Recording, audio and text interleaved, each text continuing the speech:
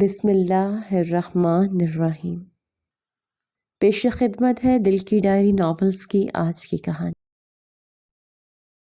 مان جائیں تبریز کہ آپ نے یہ گھر صرف مجھے متاثر کرنے کے لیے خریدا ہے، ورنہ اتنا بڑا محل اور ہم دو لوگ، یہ تو سراسر فلمی سین لگ رہا ہے۔ گاڑی کا دروازہ خود کھولتے ہوئے آئزہ نے کھلکھلا کر کہا۔ لال رنگ کے روسی جوڑے میں اس کا چہرہ خوشی سے دمک رہا تھا۔ اسے لگا تھا کہ زندگی کا سب سے خوبصورت سفر شروع ہو چکا ہے۔ تبریز نے گاڑی لاک کی اور دھیرے سے چلتا اس کے قریب آیا۔ صرف تمہارے لیے ایسا، تم نے ہی تو کہا تھا کہ تمہیں کھلی فضا اور بڑے گھر پسند ہیں۔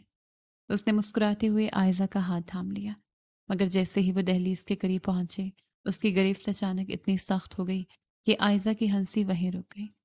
درد ہو رہا ہے تبریز، ہاتھ چھوڑے میرا۔ آئزہ نے کلائی چھڑانے کی کوشش کی، مگر تبریز کے چہرے پر پھیلی وہ نرمی ایک پل میں غائب ہو گئی۔ یاد رکھنا آئزہ، اس کی آواز میں اب وہ مٹھاس نہیں بلکہ ایک عجیب سا دباؤ تھا۔ اس دہلیز کے اندر تمہاری سوچ، تمہاری مرضی اور تمہارا ہر قدم صرف وہی ہوگا جو میں چاہوں گا۔ باہر کی دنیا کی عادات باہر ہی چھوڑانا۔ آئزہ نے حیرت سے اسے دیکھا۔ اسے لگا شاید یہ شادی کے پہلے دن کا کوئی عجیب سا مذاق ہے۔ آپ ڈرا رہے ہیں مجھے؟ کل تک تو آپ کہتے تھے کہ شادی کے بعد ہم دونوں کی دنیا بہت بڑی ہو جائے گی، ہم مل کر ہر خواب پورا کریں گے۔ بالکل، اور میری دنیا اتنی بڑی ہے کہ تمہیں اب کسی اور دنیا کی ضرورت ہی نہیں پڑے گی۔ تبریز نے یکدم گرفت ڈھیلی کی اور اس کی پیشانی چوم کر اسے اندر لے گیا، مگر عائزہ کے دل میں کنجانہ سا خوف بیٹھ گیا۔ رات کی بے چینی کے بعد جب اگلی صبح کی پہلی کرن کمرے میں پھیلی تو عائزہ نے خود کو سنبھالنے کی کوشش کی۔ تبریز گہری نیند میں تھا۔ عائزہ نے سائڈ ٹیبل سے اپنا فون اٹھانا چاہا تاکہ گھر والوں کو خیریت بتا سکے، مگر اسی لمحے موبائل کی گھنٹی بج اٹھی۔ اس سے پہلے کہ وہ فون اٹھاتی، تبریز نے نیند میں بھی تیزی سے اس کا ہاتھ جھٹک کر فون اپنی طرف کر لیا۔ ارے امی کی کال ہے، مجھے بات کرنے دیں۔ وہ رات سے پریشان ہوئی کہ میں نے پہنچ کر فون بھی نہیں کیا۔ عائزہ نے التجا کی۔ تبریز نے فون کی سکرین دیکھی، کال کٹ کی اور موبائل تکیے کے نیچے رکھ دیا۔ اب تمہیں اس فون کی ضرورت نہیں ہے۔ وہ بالکل نارمل انداز میں اٹھ کر بیٹھ گیا۔ یہ کیا طریقہ ہے تبریز؟ میں اپنی ماں سے بات کرنا چاہتی ہوں۔ آپ کو یاد ہے منگنی پر آپ نے خود ان سے کہا تھا کہ میں عائزہ کو کبھی اپنوں سے دور نہیں کروں گا۔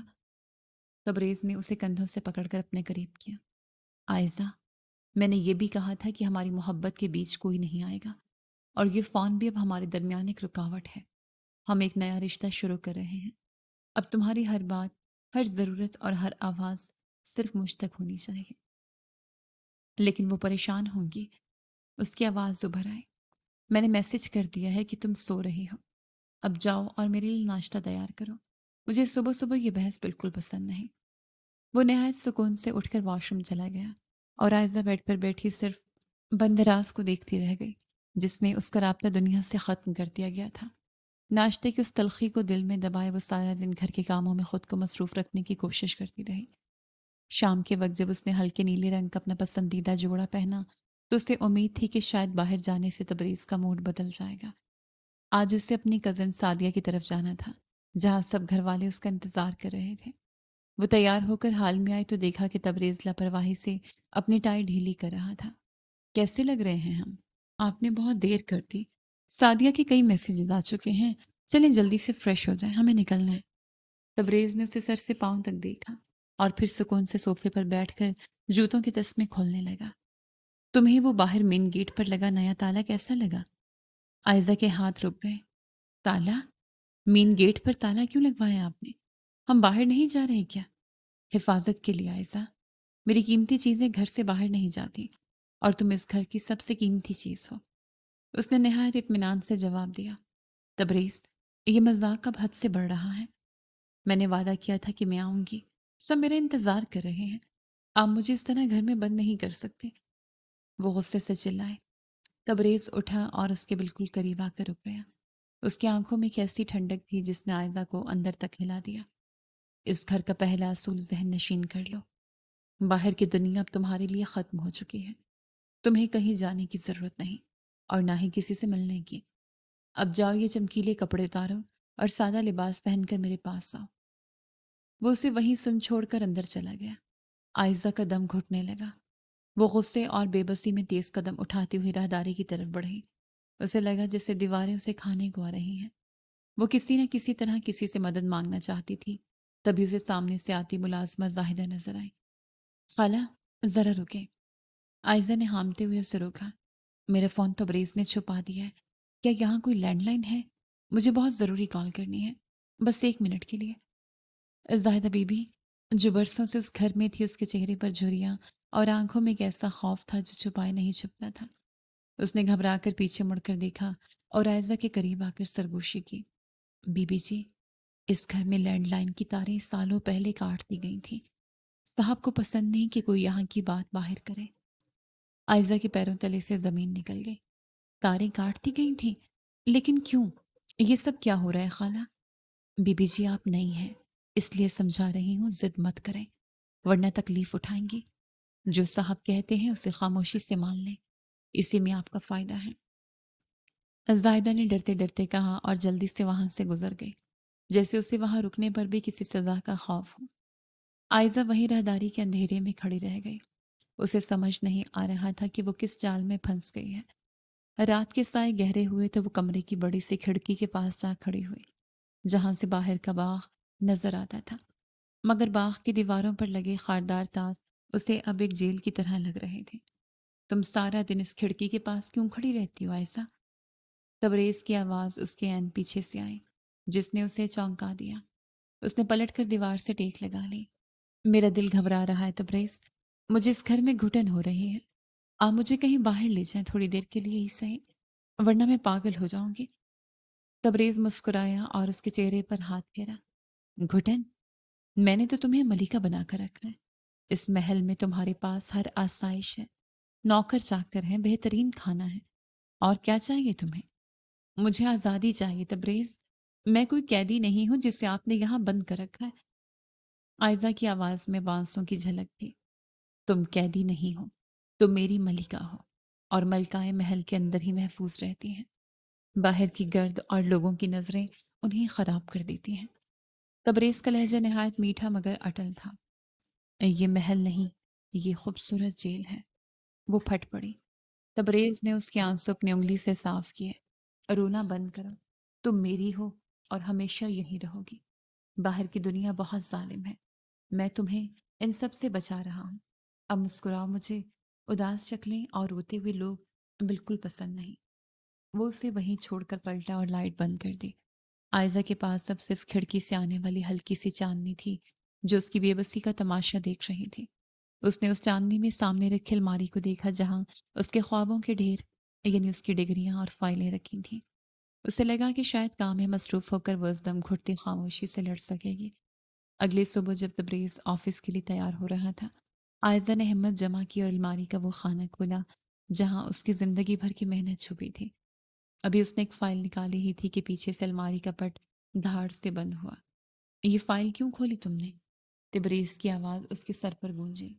آئزہ تھوڑا ہچکچائی مگر پھر مضبوطی سے بولی، میں سوچ رہی تھی کہ گھر بیٹھے آن لائن کام ہی شروع کر لوں۔ میری ماسٹرز کی ڈگری ہے، میرا تجربہ ہے، یوں فارغ بیٹھ کر میرا دماغ پھٹنے لگتا ہے۔ تبریز نے اس کے ہاتھ سے وہ فائل چھینی، جیسے کوئی بچہ کسی ممنوعہ چیز کو ہاتھ لگا لے۔ تمہاری پہچان اب صرف میری بیوی ہونا ہے عائزہ، کسی نوکری یا فائل کی اب تمہیں ضرورت نہیں۔ لیکن تبریز، یہ میری محنت ہے، میری پہچان ہے۔ اس نے فائل واپس لینے کے لیے ہاتھ بڑھایا۔ تمہاری پہچان میں ہوں۔ تبریز نے فائل پیچھے کر لی۔ ایک کامیاب مرد کی بیوی ہونا ہی تمہاری سب سے بڑی کامیابی ہونی چاہیے۔ اب یہ فضول باتیں چھوڑو، ناشتے کی میز پر چلو۔ وہ فائل لے کر کمرے سے باہر نکل گیا۔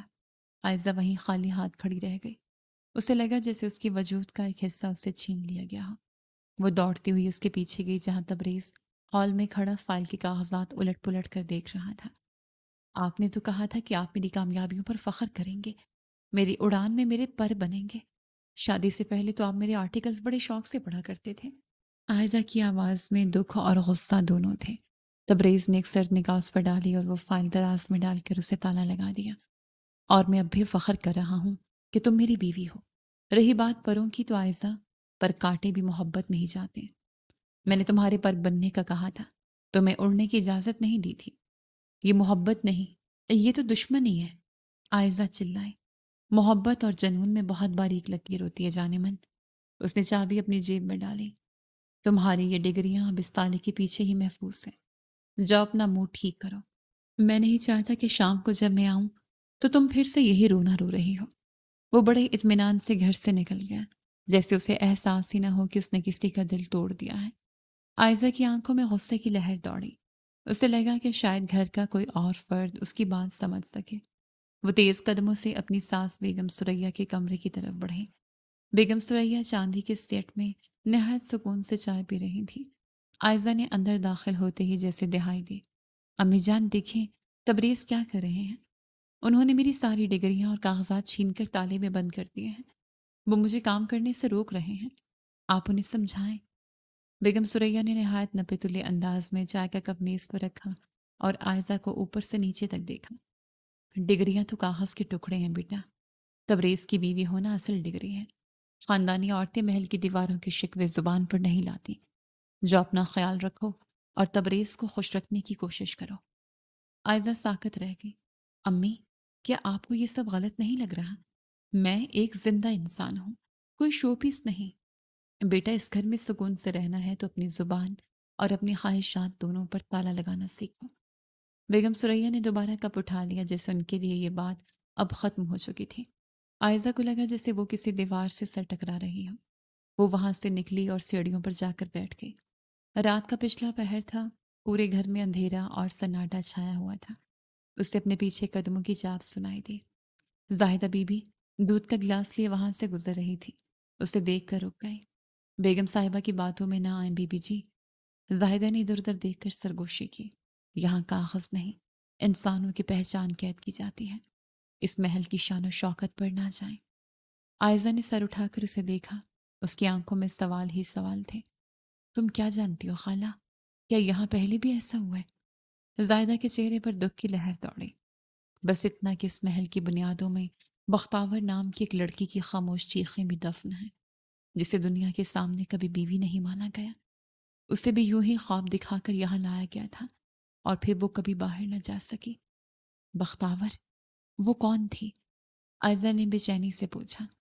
वो जाहिदा को कुछ कहने ही वाली थी कि ऊपर की राहदारी में लाइट चली। साहब जाग गए हैं, मैं चलती हूँ। वो तेजी से किचन की तरफ भाग गई। आयजा के जहन में अब एक ही धुन थी, वो कागजात हासिल करना। उसे लगा अगर वो अपनी डिग्रियां वापस ले ली तो शायद उसके पास बाहर जाने का कोई जवाज बन जाए। वो दबे कदमों तबरेज के कमरे की तरफ आई। तबरेज गहरी नींद में था। उसने आहिस्ता से उसकी पैंट की जेब से चाबियां निकाली और दराज की तरफ बढ़ी। ताला खोलने की हल्की सी आवाज आई। आयजा का दिल जोर जोर से धड़क रहा था। उसने दराज खोली, मगर अंदर सिवाय कुछ खाली लिफाफों के कुछ नहीं था। उसके हाथ लरसने लगे। अचानक कमरे की मेन लाइट ऑन हुई और आयजा की आंखें चुंधिया गईं। कुछ ढूंढ रही हो आयजा? वो कागजात अब इस घर में नहीं है। तबरेज दरवाजे के पास खड़ा मुस्कुरा रहा था, मगर उसकी मुस्कुराहट में एक अजीब सा जहर छुपा था। आपने वो कहाँ छुपाए हैं? तबरेज, वो मेरी जिंदगी है, वापस करें मुझे। आयजा बेबसी से जमीन पर बैठ गई। तुम मुझे पागल कर देना चाहते हो? क्या चाहते हैं आप मुझसे? वो फूट फूट कर रो दी। तबरेज उसके करीब आया और उसे बालों से पकड़कर उसका चेहरा ऊपर किया। पागल नहीं आयजा, मैं तो तुम्हें अपने रंग में रंग रहा हूं। अब तुम वही देखोगी जो मैं दिखाऊंगा, वही सोचोगी जो मैं चाहूंगा। तुम्हारा माजी, तुम्हारी डिग्रियां सब राख हो चुका है। अब तुम्हारा हाल और मुस्तकबिल सिर्फ मैं हूं। उसने उसे वहीं फर्श पर छोड़ा और दोबारा बेड पर जाकर लेट गया, जैसे उसने कोई बहुत मामूली काम किया हो। आयदा खाली नजरों से बंदराज को देखती रही।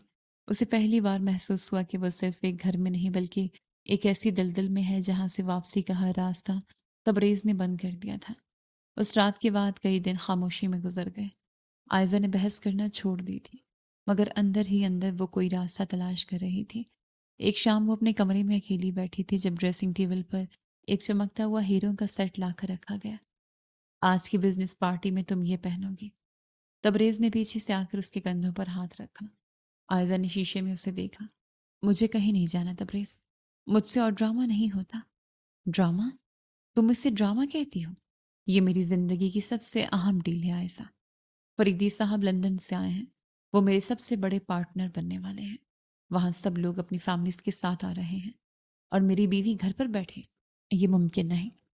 تو انہیں بتا دیں کہ آپ کی بیوی بیمار ہے، یا پھر یہ بتا دیں کہ آپ نے اسے گھر میں بند کر رکھا ہے۔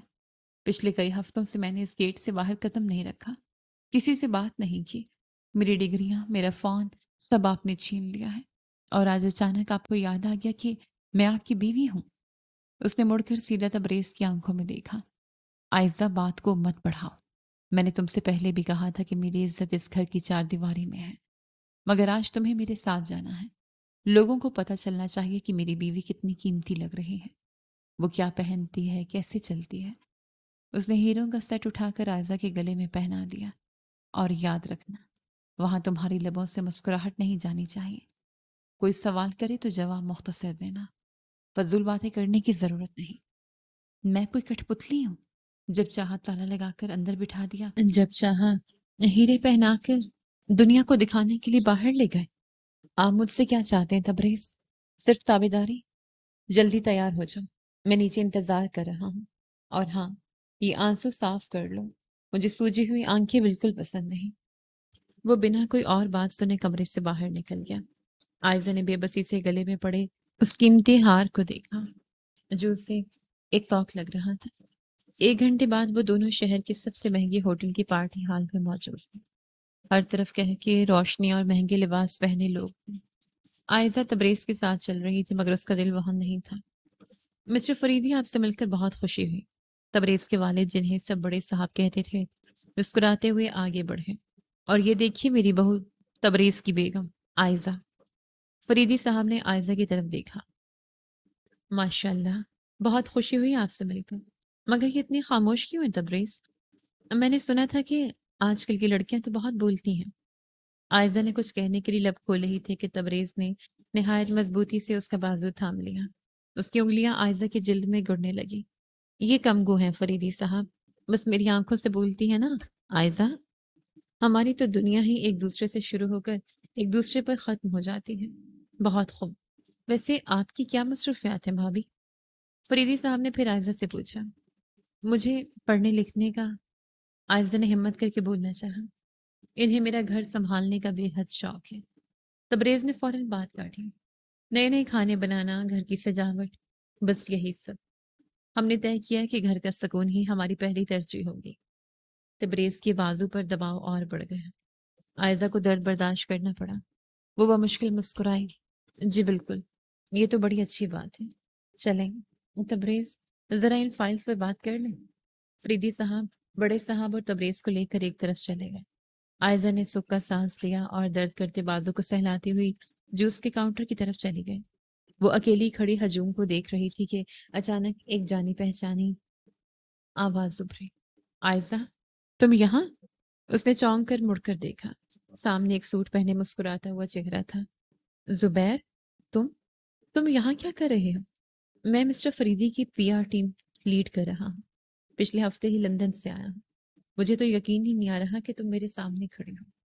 ہم نے تو سوچا تھا کہ تم ماسٹرز کے بعد کہیں غائب ہی ہو گئی ہو۔ کوئی رابطہ نہیں، کچھ نہیں۔ تم نے تو فیس بک تک بند کر دیا۔ زبیر خوشی سے بولتا جا رہا تھا۔ وہ اس کا یونیورسٹی کا پرانا کلاس فیلو تھا۔ آئزہ نے ادھر ادھر دیکھا۔ بس زبیر، شادی ہوگی تو مصروفیات بدل گئی۔ تم سناؤ، کیسا چل رہا ہے سب؟ میرا تو زبردست چل رہا ہے، مگر تمہارا کیا بنا؟ تم نے تو لکھنا چھوڑ دیا۔ ہم سب کو لگتا تھا تم ایک بڑی لکھاری بنو گی۔ تمہارے وہ مضامین جو تم میگزین میں دیتی تھی، ہم آج بھی دوستوں میں یاد کرتے ہیں۔ آج کل کیا کر رہی ہو؟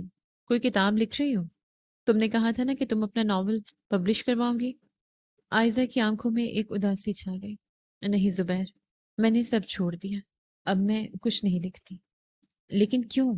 تم تو ہمیشہ کہتی تھی کہ اپنے خوابوں کو کبھی مرنے نہیں دینا چاہیے۔ ایک دم سے اتنا بڑا فیصلہ؟ تم جیسی لڑکی جو اتنی آزاد اور بااعتماد تھی، اچانک سب کیسے چھوڑ سکتی ہے؟ اب وقت اور حالات انسان کو بدل دیتے ہیں زبیر۔ اب میری زندگی کچھ اور ہے۔ آئزہ نے بات ختم کرنی چاہی۔ اسے ڈر تھا کہ تبریز کسی بھی وقت آ سکتا ہے۔ مجھے تو لگتا ہے تم نے زبردستی خود کو بدلا ہے۔ تم وہ آئزہ لگ ہی نہیں رہی جو ہر بات پر دلیل دیتی تھی، جو کسی سے ڈرتی نہیں تھی، زبیر نے ہمدردی سے کہا۔ اس سے پہلے کہ آئزہ کچھ جواب دیتی، ایک لمبا اور گہرا سایہ ان کے درمیان آ گیا۔ تبریز کھڑا تھا اور اس کے چہرے پر ایسی سردی تھی جو کسی کو بھی جما دے۔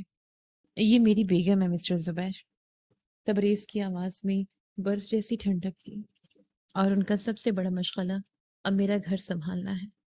زبیر تھوڑا کھسیانہ ہو گیا۔ اوہ، میں جانتا نہیں تھا تبریز صاحب کہ یہ آپ کی مسز ہے۔ دراصل ہم یونیورسٹی میں ساتھ پڑھتے تھے۔ آئزہ بہت کمال لکھتی تھی، بس وہی پرانی باتیں ہو رہی تھیں۔ میری بیوی کا کمال اب صرف میرے اور میرے گھر تک محدود ہے۔ انہیں پرانی باتوں اور پرانے لوگوں سے ملنے کا کوئی شوق نہیں، اور نہ ہی مجھے یہ پسند ہے کہ کوئی میری بیوی سے اس کے گزرے ہوئے کل کے بارے میں سوال کرے۔ تبریز کا ہر لفظ ایک پتھر کی طرح تھا۔ زبیر پیچھے ہٹ گئے۔ میرا وہ مطلب نہیں تھا، میں معذرت چاہتا ہوں تبریز صاحب۔ میں چلتا ہوں، فریدی صاحب بلا رہے ہوں گے۔ وہ جلدی سے وہاں سے کھسک گیا۔ جیسے ہی زبیر گیا، تبریز نے آئزہ کے بازو پر اتنی سخت گرفت ڈالی کہ اس کے منہ سے ہلکی سی سسکی نکل گئی۔ یہ کیا طریقہ ہے؟ چھوڑے میرا بازو، وہ دھیمی آواز میں چلائی تاکہ کوئی سن نہ لے۔ تمہاری جرت کیسے ہوئی؟ میرے بزنس پارٹنر کی پی آر ٹیم کے بندے سے مسکرا مسکرا کر بات کر رہی تھی، اسے اپنے خواب اور اپنے ماضی کی کہانیاں سنا رہی تھی۔ گاڑی کی طرف چلا فوراً، اس سے پہلے کہ میں یہاں سب کے سامنے کوئی تماشا کروں۔ چپ چاپ باہر نکلو۔ وہ اسے تقریباً گھسیٹتے ہوئے ہال سے باہر لے گئے۔ پارٹی ہال کے باہر کا اندھیرا گاڑی کے اندر بھی چھایا ہوا تھا۔ دروازہ بند ہوتے ہی جیسے طوفان آ گیا۔ تم نے تو کہا تھا کہ ہمارا رشتہ برابری کا ہوگا تبریز۔ آئزہ کا صبر ٹوٹ گیا۔ شادی سے پہلے تم مجھ سے گھنٹوں میرے کام کے بارے میں بات کرتے تھے۔ آج تم نے مجھے یوں ایک کلاس فیلو کے سامنے ذلیل کیا۔ میری اپنی کوئی عزت نہیں۔ تمہاری عزت صرف وہ ہے جو میں تمہیں دیتا ہوں۔ اور برابری؟ تم کس برابری کی بات کر رہی ہو آئزہ؟ تم نے سوچ بھی کیسے لیا کہ تم اور میں برابر ہیں؟ اس نے ڈرائیونگ سیٹ پر بیٹھتے ہوئے اسٹیئرنگ پر زور سے ہاتھ مارا۔ تو پھر تم نے مجھ سے شادی کیوں کی؟ اگر تمہیں ایک نوکرانی چاہیے تھی تو کسی سے بھی کر لیتے۔ مجھے میرے خوابوں سمیت اس پنجرے میں کیوں لا کر پھینکا؟ تم نے تو مجھ سے جھوٹ بولا تھا، تم نے دھوکہ دیا مجھے۔ تبریز نے اچانک گاڑی کا بریک لگایا۔ گاڑی ایک جھٹکے سے رکی۔ وہ آئزہ کی طرف مڑا۔ دھوکہ نہیں دیا آئزہ، میں نے وہ حاصل کیا ہے جو مجھے چاہیے تھا۔ تم صرف ایک ٹرافی ہو میرے لیے، ایک خوبصورت پڑھی لکھی اور سلیقہ مند ٹرافی جسے دیکھ کر لوگ رش کریں۔ اور یاد رکھو، ٹرافی صرف شو کیس میں سجی ہوئی اچھی لگتی ہے، وہ خود نہیں بولتی، اسے صرف دیکھا جاتا ہے۔ اور میری ٹرافی کو دوسروں کی طرف دیکھ کر مسکرانے یا پرانے دوستوں سے گپ شپ کرنے کی کوئی اجازت نہیں۔ تم ایک بیمار انسان ہو، تم نفسیاتی ہو۔ آئزہ روتی جا رہی تھی۔ ہاں، میں جو بھی ہوں اب تمہارا شوہر ہوں، اور تم میری ملکیت ہو۔ آج جو تم نے کیا ہے، اس کے بعد میں یقینی بناؤں گا کہ تم اس گھر سے باہر نکلنے کا سوچو بھی مت۔ تم نے آج ثابت کر دیا کہ تم باہر کی دنیا کے لائق نہیں ہو۔ اس نے دوبارہ گاڑی سٹارٹ کی۔ میں کل ہی اپنی امی کے گھر چلی جاؤں گی، میں تمہارے ساتھ ایک پل نہیں رہوں گی۔ آئزہ نے روتے ہوئے کھڑکی سے باہر دیکھا۔ تبریز نے ایک زوردار کہکا لگایا۔ امی کا گھر؟ چلی جانا، ضرور چلی جانا، مگر یاد رکھنا، آئزہ جس گھر کو تم اپنا کہہ رہی ہو وہاں تمہاری بات پر کوئی یقین نہیں کرے گا۔ سب یہی کہیں گے کہ تم پاگل ہو گئی ہو، کیونکہ باہر کی دنیا کے لیے تبریز ایک فرشتہ ہے۔ اس کی اس بات نے آئزہ کو اندر تک خوف زدہ کر دیا۔ وہ روتی رہی، مگر تبریز نے ریڈیو آن کر لیا، جیسے اسے آئزہ کی سسکیوں کی کوئی پرواہ ہی نہ ہو۔ وہ جان چکی تھی کہ یہ شخص اس کا شوہر نہیں بلکہ اس کی زندگی کا سب سے بڑا دشمن بن چکا تھا۔ کئی مہینوں کی اس دم گھونٹنے والی تنہائی میں وہ ایک زندہ لاش بن کر رہ گئی تھی۔ اس بڑے سے گھر کی اونچی دیواریں اسے ہر وقت کھاتی ہوئی محسوس ہوتی، جہاں اس کی مرضی کے بغیر ایک پتا بھی نہیں ہل سکتا تھا۔ پھر ایک دوپہر جب وہ حسب معمول لاؤنج میں گمسم بیٹھی تھی، دروازے کی گھنٹی بجی۔ ملازمہ نے دروازہ کھولا اور سامنے وہ چہرہ تھا جسے دیکھنے کے لیے آئزہ کی آنکھیں ترس گئی تھیں۔ امی؟ وہ لگ بھگ دوڑتی ہوئی ڈرائنگ روم میں داخل ہوئی اور اپنی ماں کے گلے لگ کر پھوٹ پھوٹ کر رو پڑی۔ ارے ارے، کیا ہو گیا میری بچی کو؟ ماں نے گھبرا کر اسے خود سے الگ کیا اور اس کا چہرہ دونوں ہاتھوں میں تھام لیا۔ اتنے مہینوں بعد مل رہی ہو مجھ سے اور یہ حال بنا رکھا ہے۔ میں کتنی بار کہتی تھی کہ فون پر بات کر لیا کرو، مگر تمہیں تو فرصت ہی نہیں ملتی تھی۔ تم جانتی ہو میں کتنا پریشان رہتی تھی۔ امی، مجھے یہاں سے لے جائیں پلیز۔ وہ سسکیوں کے درمیان تیزی سے بولی۔ اسے ڈر تھا کہیں کوئی آ نہ جائے۔ یہ شخص وہ نہیں جو ہم سب سمجھتے تھے۔ یہ ایک بہت خطرناک انسان ہے۔ اس نے مجھے یہاں قید کر رکھا ہے۔ کیا بکواس کری ہو تم؟ ارے کیا ہو گیا پاگل لڑکی؟ ماں نے چونک کر اس کے ہاتھ جھٹکے اور اسے اس صوفے پر بٹھایا۔ تمہارا دماغ تو ٹھیک ہے؟ کیسی قید؟ کیسا خطرناک؟ میں سچ کہہ رہی ہوں امی جان، آپ کو بالکل اندازہ نہیں کہ یہاں میرے ساتھ کیا ہو رہا ہے۔ تبریز نے شادی کے اگلے ہی دن میرا فون چھین لیا تھا۔ اس نے مین گیٹ پر بڑے بڑے تالے لگا دیے ہیں۔ میں نے مہینوں سے باہر کی ہوا نہیں دیکھی۔ میری ساری ڈگریاں، میرے کاغذات اس نے الماری میں بند کر کے تالا لگا دیے ہیں۔ میں اپنے دوستوں سے، آپ سے، کسی سے بات نہیں کر سکتی۔ یہ گھر نہیں، ایک جیل ہے۔ میں مزید یہاں رہی تو گھٹ گھٹ کر پاگل ہو جاؤں گی۔ مجھے ابھی اپنے ساتھ گھر لے چلیں۔ اس نے روتے ہوئے دوبارہ ماں کا ہاتھ مضبوطی سے پکڑا۔ آئزہ ہوش میں آؤ۔ ماں کی آواز میں ہمدردی کی بجائے ڈانٹ تھی۔ یہ کیا بچوں والی حرکتیں ہیں؟ یہ شروع کی باتیں ہوتی ہیں۔ شادی کے بعد لڑکیوں کو نئے گھر کے اصول اپنانے پڑتے ہیں۔ شوہر کی مرضی کے مطابق چلنا پڑتا ہے۔ تم دیکھو ذرا تبریز کتنا اچھا لڑکا ہے۔ اس نے تمہیں اتنے بڑے محل جیسے گھر کی مالکن بنایا ہے، ہر سہولت دی ہے، نوکر چاکر تمہارے آگے پیچھے گھومتے ہیں، اور تم یہ کیسی ناشکری باتیں کر رہی ہو؟ امی وہ سہولتیں نہیں ہیں، وہ میرے پنجرے کی سلاخیں ہیں۔ وہ مجھ پر شک کرتا ہے۔ وہ مجھے کسی انسان سے ملنے نہیں دیتا۔ میری کوئی زندگی نہیں بچی یہاں۔ بس کرو آئزہ۔ ماں نے تلخی سے بات کاٹی۔ تمہاری تو شروع سے عادت ہے چھوٹی باتوں کا بتنگڑ بنانے کی۔ تم چاہتی ہو کہ میں تمہارا بسا بسایا گھر اپنے ہاتھوں سے توڑ دوں۔ خاندان والے کیا کہیں گے؟ سب یہی کہیں گے کہ اتنے امیر گھرانے میں جا کر بھی لڑکی ٹک نہیں سکی۔ اپنا گھر خراب مت کرو۔ اس سے پہلے کہ آئزہ کوئی اور دلیل دیتی یا انہیں اپنے بازو پر موجود سختی کے نشان دکھاتی، باہر راہداری میں قدموں کی آواز ابھری اور ان دونوں کی توجہ دروازے کی طرف ہو گئے۔ تبریز کے ساتھ بیگم سریا اور بڑے صاحب چہروں پر بڑی سی مسکراہٹ سجا کر اندر داخل ہوئے۔ ان کے ہاتھوں میں مٹھائی کے خوبصورت ٹوکرے اور کئی قیمتی شاپنگ بیگز تھے۔ ارے بہن، آپ بتائے بغیر ہی آ گئی؟ ہمیں تو خبر ہی نہیں ہوئی۔ بیگم سریا نے نہایت گرم جوشی سے آگے بڑھ کر آئزہ کی ماں کو گلے لگایا، جیسے وہ ان کی سب سے عزیز مہمان ہوں۔ ہم تو خود سوچ رہے تھے کہ اس ویکنڈ پر عائزہ کو آپ کی طرف چکر لگوا لائیں۔ بچی اداس ہو رہی ہوگی۔ بس جی، دل بہت چاہ رہا تھا بیٹی سے ملنے کا تو مجھ سے رہا نہیں گیا اور میں سیدھی چلی گئی۔ ماں نے بھی اسی خوش اخلاقی سے جواب دیا جیسے ابھی کچھ لمحے پہلے آئزہ کے آنسوؤں اور سسکیوں کا کوئی وجود ہی نہ رہا ہوں۔ بڑے صاحب مسکرائے۔ بہت اچھا کیا آپ نے۔ یہ گھر آپ کا اپنا ہی ہے۔ ہماری بہو تو ہمارے گھر کی رونق ہے۔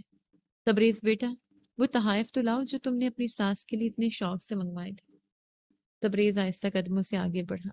اس کے چہرے پر وہی پرانی دلکش اور معصوم مسکراہٹ تھی جس نے کبھی آئزہ کو دھوکہ دیا تھا۔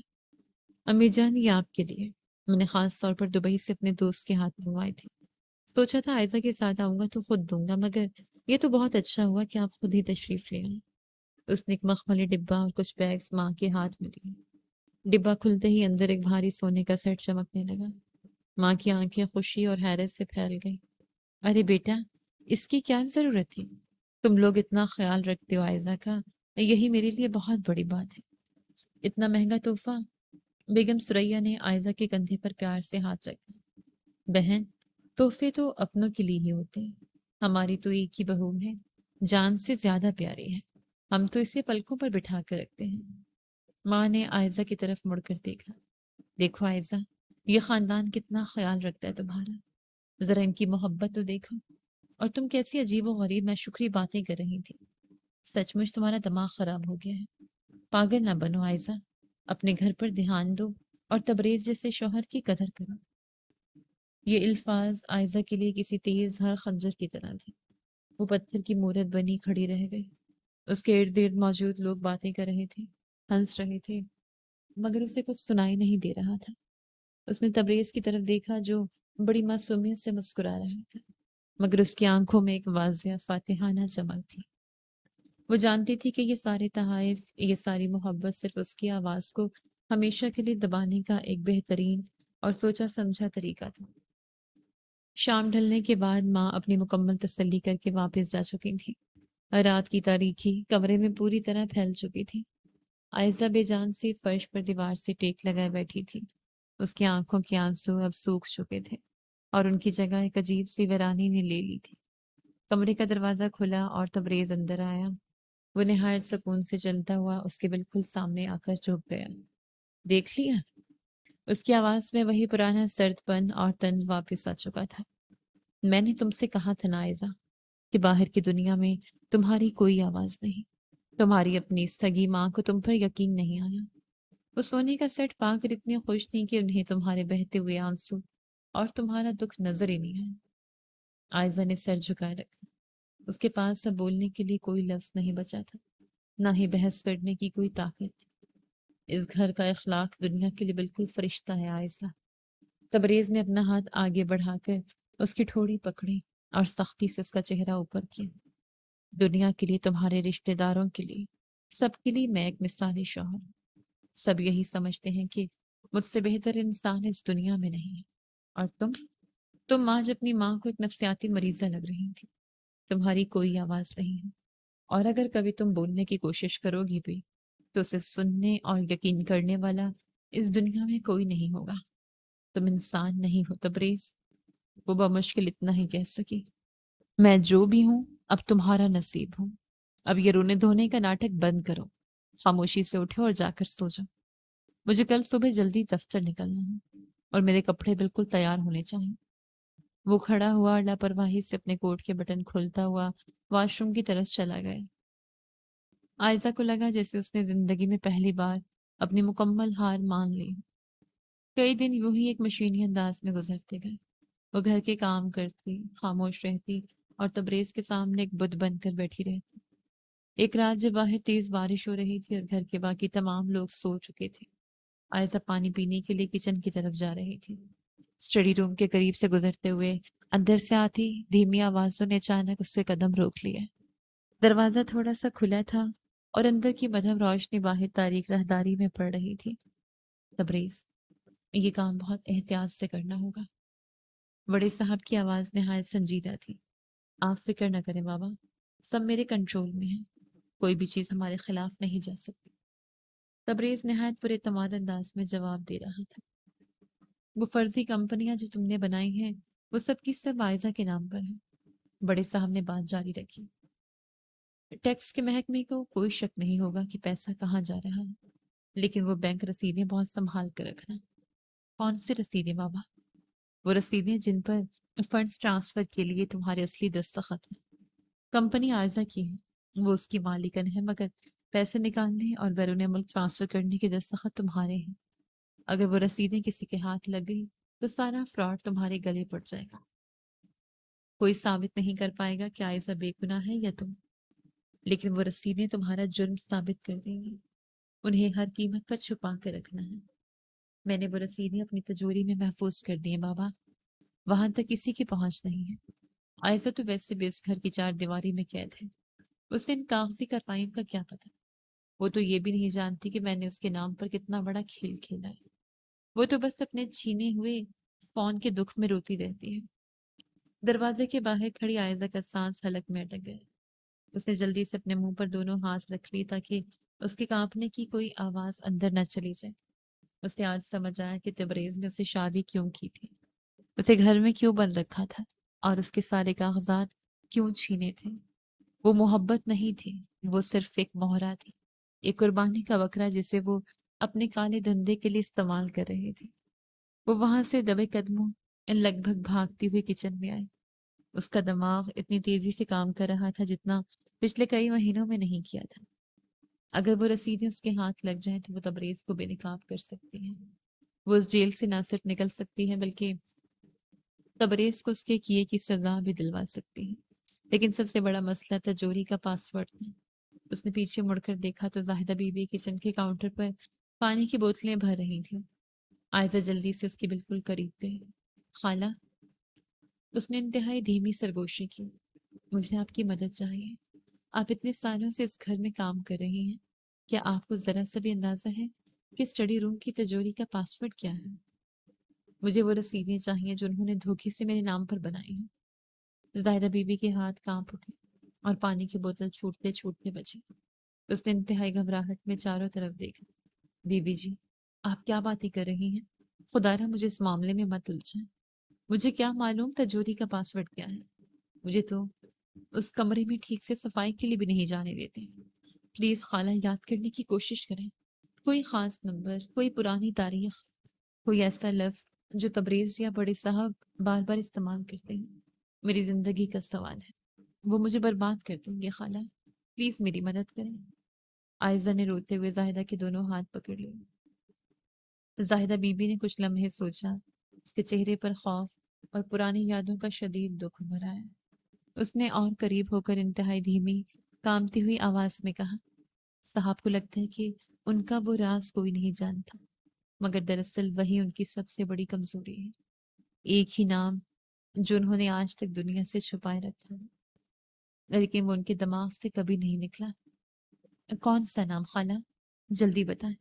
گاؤں والے بختاور کا نام، وہی سیدھی سادی لڑکی جسے تبریز صاحب نے بہت سال پہلے گاؤں میں جوانی میں شادی کی تھی، مگر بڑے صاحب نے اسے کبھی قبول نہیں کی۔ وہ اس گھر کے تہہ خانے میں ہی گھٹ گھٹ کر پاگل ہو گئے اور پھر مر گئے۔ صاحب نے اس کا نام دنیا سے مٹا دیا، مگر آج بھی وہ راتوں کو اکیلے میں اسی کا نام لیتے ہیں۔ ہو سکتا ہے تجوری کا پاسورڈ اسی کا نام ہے۔ عائزہ کی آنکھوں میں ایک نئی چمک تھی، ایک ایسی مضبوط امید جو اسے ان کئی مہینوں کے عذاب کے بعد پہلی بار نظر آئی تھی۔ اب اسے صرف دن چڑھنے اور گھر کے سنسان ہونے کا انتظار تھا۔ اگلی دوپہر گھر مکمل طور پر سنسان۔ بڑے صاحب اپنے دفتر جا چکے تھے اور بیگم سریا دوپہر کے آرام کے لیے اپنے کمرے میں تھی۔ گھر میں صرف خاموشی کا راج تھی۔ عائزہ دبے قدموں احتیاط کے ساتھ چلتی ہوئی اسٹڈی روم میں داخل ہوئی۔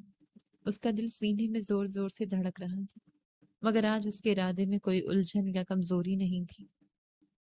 وہ سیدھی کمرے کی اس دیوار کے پاس آ کر رکی جہاں وہ جدید تجوری لگی ہوئی تھی، جس کے اندر اس کی آزادی اور تبریز کی اصلیت دونوں قید تھیں۔ اس نے اپنے کامتے ہاتھوں کو قابو کیا اور کی پیڈ پر انگلیاں رکھی۔ رات زاہدہ خالہ نے ڈرتے ڈرتے جو نام بتایا تھا، اس کے ہجے بار بار عائزہ کے ذہن میں گونج رہے تھے۔ ایک ایسی لڑکی کا نام جس کی زندگی اس گھر کی اونچی دیواروں کے پیچھے ختم ہو گئی تھی۔ عائزہ نے گہرا سانس لیا اور کی پیڈ پر ٹائپ کرنا شروع کیا۔ BAKHTAWAR، بختاور۔ ایک سیکنڈ کے لیے کمرے میں مکمل خاموشی چھا گئی۔ پھر ایک ہلکی سی بیپ کی آواز ابھری اور تجوری کا بھاری دروازہ خود بخود تھوڑا سا کھل گیا۔ عائزہ نے جلدی سے دروازہ پورا کھولا۔ اندر کئی فائلیں، چیک باکس اور لفافے ترتیب سے رکھے تھے۔ اس نے تیزی سے انہیں کھنگالنا شروع کیا۔ کچھ ہی دیر میں وہ مخصوص اور موٹی فائل اس کے ہاتھ میں تھی، جس پر اس کا اپنا نام جلی حروف میں لکھا تھا۔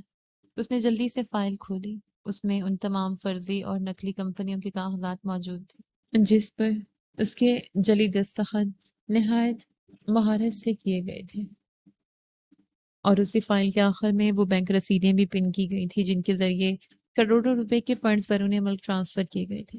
ان رسیدوں پر تبریز کے اپنے اصلی دستخط صاف موجود تھے۔ عائزہ نے ان کاغذات کو نکالا اور فائل وہیں رکھ کر تجوری بند کر دی۔ اس نے رسیدوں کو مضبوطی سے تھام لیا۔ اس کی آنکھوں میں آج کوئی ڈر، کوئی خوف اور کوئی بے بسی نہیں تھی۔ آج ان آنکھوں میں ایک عجیب سا ٹھہراؤ اور سکون تھا۔ آج اس پنجرے کے ٹوٹنے کا وقت آ گیا ہے۔ اس نے خود سے ایک پکا وعدہ کیا اور کاغذات لے کر کمرے سے باہر نکل گئی۔ شام گہری ہو رہی تھی، کمرے کی بتیاں روشن تھیں۔ عائزہ بیڈ پر اپنا سفری بیگ رکھے نہایت سکون اور اطمینان سے اپنے کپڑے اس میں رکھ رہی تھی۔ اسے کسی چیز کی جلدی نہیں تھی۔ وہ ایک ایک چیز کو ترتیب سے رکھ رہی تھی جیسے وہ کسی عام سے سفر پر جا رہی ہو۔ دروازہ اچانک کھلا اور تبریز اندر داخل۔ وہ لاپرواہی سے اپنی ٹائی اتار رہا تھا، مگر اس کی نظر سیدھی بیڈ پر رکھے بیگ پر پڑی۔ اس کے ماتھے پر الجھن کے بل پڑ گئے۔ یہ کیا تماشا عائزہ؟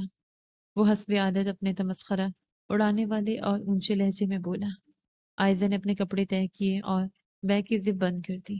اس نے تبریز کی طرف پلٹ کر دیکھا تک نہیں، بس اپنے کام میں لگی رہی۔ میں تم سے کچھ پوچھ رہا ہوں تبریز۔ 2 قدم آگے بڑھا اور اس نے غصے سے عائزہ کا بازو پکڑنے کے لیے ہاتھ بڑھایا۔ عائزہ نے نہایت پھرتی سے اپنا بازو پیچھے کھینچ لیا اور اس کی آنکھوں میں آنکھیں ڈال کر دیکھا۔ تبریز نے ایک طنز سے کہہ لگایا، تم یہ گھر چھوڑ کر نہیں جا سکتی۔ کہاں جاؤ گی تم تمہاری اوقات کیا ہے؟ میرے بغیر باہر کی دنیا میں تمہاری کیا پہچان ہے؟ اور رول جاؤں گی سڑکوں پر، دھکے کھاؤں گی عائزہ؟ عائزہ نہایت پرسکون انداز میں مڑی۔ اس کے چہرے پر موجود وہ اعتماد اور بے خوفی دیکھ کر تبریز کی ہنسی یکدم رک گئی۔ اسے لگا جیسے اس کے سامنے عائزہ نہیں کوئی اور کھڑا ہے۔ عائزہ نے اپنے بیگ کی سائڈ جیب سے کچھ کاغذات نکالے اور انہیں تبریز کے بالکل سامنے میز پر پھینک دیا۔ یہ تمہاری اصلیت ہے۔ عائزہ کی آواز بالکل واضح، کاٹدار اور مضبوط تھی۔ میرے جعلی دستخطوں والی وہ تمام فائلیں اور فنڈز ٹرانسفر کرنے والے تمام تمہارے اصلی دستخطوں کی رسیدیں اب میرے پاس ہیں۔ تبریز کی نظریں ان رسیدوں پر پڑی اور اس کا چہرہ ایسے سفید پڑ گیا جیسے کسی نے اس کے جسم سے سارا خون نچوڑ لیا ہو۔ اس کا دماغ سن ہو گیا۔ اس نے بے ساختہ آگے بڑھ کر ان کاغذات پر جھپٹنے کی کوشش کی۔ چھیننے کی کوشش مت کرنا تبریز۔